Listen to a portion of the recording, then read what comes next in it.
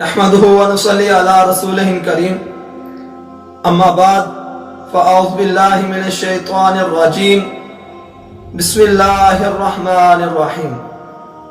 برادران اسلام، نبی رحمت، ہادی اعظم، مرشد اعظم، پیارے آقا جناب محمد صلی اللہ علیہ وآلہ وسلم نے ارشاد فرمایا کہ تین قسم کے لوگ ایسے ہیں، تین آدمی ایسے ہیں جن سے روز قیامت کے دن اللہ تعالیٰ بات تک نہیں کریں گے، کلام تک نہیں کریں گے۔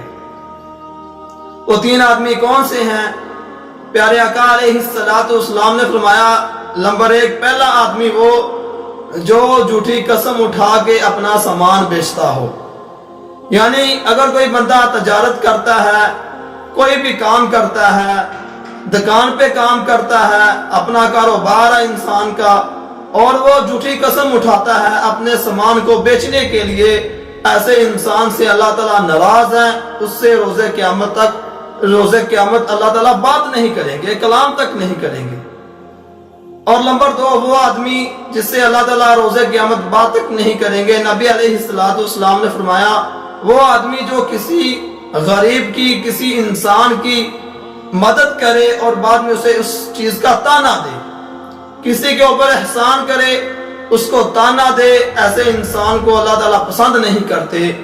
اور نمبر تین، وہ آدمی جس سے اللہ تعالیٰ روز قیامت کلام تک نہیں کریں گے، نبی علیہ السلام نے فرمایا کہ جو بندہ اپنا کپڑا، اپنی سلوار ٹخنے کے نیچے رکھتا ہے۔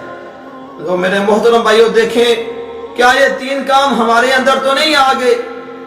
آج کل ہمارے معاشرے میں یہ بات عام ہو چکی ہے کہ لوگ اپنے کاروبار کے اندر کہتے ہیں کہ ہم جھوٹ نہ بولیں، ہمارا کاروبار ہی نہیں چلتا، ہمارا سامان نہیں بکتا۔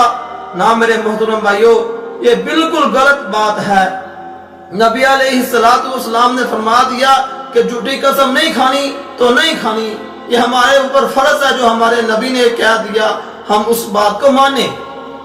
اور دوسرا جو آج کل ہمارے معاشرے کے اندر عام ہو چکا ہے، کسی کی مدد کرتے ہیں، اس کی مدد تھوڑی سی کرتے ہیں اور اس کو رسوا کرتے ہیں وہ زیادہ کرتے ہیں۔